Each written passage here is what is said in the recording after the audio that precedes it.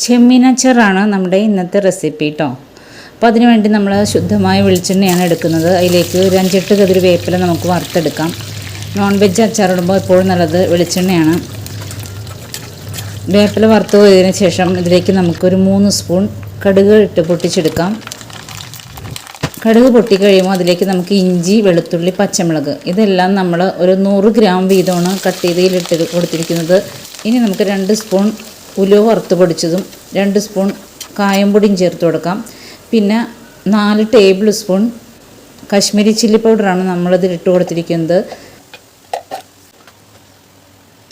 ഒരു 4 സ്പൂൺ മഞ്ഞൾപ്പൊടി ചേർത്ത് കൊടുക്കാം.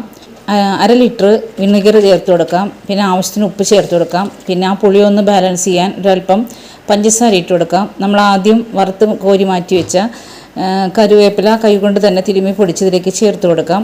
നമ്മളിവിടെ എടുത്തിരിക്കുന്നത് 4 കിലോ ചെമ്മീനാണ്.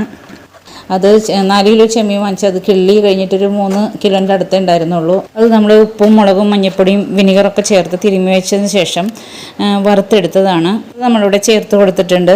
ഇളക്കി യോജിപ്പിച്ചതിന് ശേഷം നമുക്ക് ഇതിൻ്റെ ഫ്ലെയിം ഓഫ് ചെയ്ത് കൊടുക്കാം. ഇവിടെ നമ്മുടെ അച്ചാർ റെഡിയായി കഴിഞ്ഞു. അപ്പോൾ നമ്മൾ ചൂടാറിയതിന് ശേഷം മാത്രം കുപ്പിയിലേക്ക് പകർത്തുക. അതുമല്ല, എപ്പോഴും ചെമ്മീനിന് മുകളിൽ ഗ്രേവി എണ്ണ നിൽക്കുന്ന രീതിയിൽ വേണം നമ്മൾ അച്ചാർ ഇടാനായിട്ട്. എന്നാലേ നമുക്ക് കുറച്ചധികം നാളൊക്കെ വെച്ച് ഉപയോഗിക്കാൻ പറ്റുള്ളൂ. അപ്പോൾ ഇതൊന്ന് തണുത്ത് കഴിയുമ്പോൾ ഒന്ന് കട്ടിയാവും, ഗ്രേവിയൊക്കെ ഒന്ന് കട്ടിയാവും. എപ്പോഴും കുപ്പിയിൽ അച്ചാർ നിറച്ച് കഴിയുമ്പോൾ മുകളിലേക്ക് എണ്ണ തെളിഞ്ഞ് നിൽക്കുന്ന രീതിയിൽ വേണം നമ്മൾ ഇടാനായിട്ട്. അപ്പോൾ നമ്മുടെ ഇന്നത്തെ റെസിപ്പി എല്ലാവർക്കും ഇഷ്ടപ്പെട്ടെന്ന് ഞാൻ വിശ്വസിക്കുന്നു. ഇഷ്ടപ്പെട്ടാൽ ലൈക്ക് ചെയ്യുക, ഷെയർ ചെയ്യുക, കമൻറ്റ് ചെയ്യുക. പിന്നെ സബ്സ്ക്രൈബ് ചെയ്തിട്ടില്ലെങ്കിൽ ഒന്ന് സബ്സ്ക്രൈബ് ചെയ്തേക്കണേ. Thank you.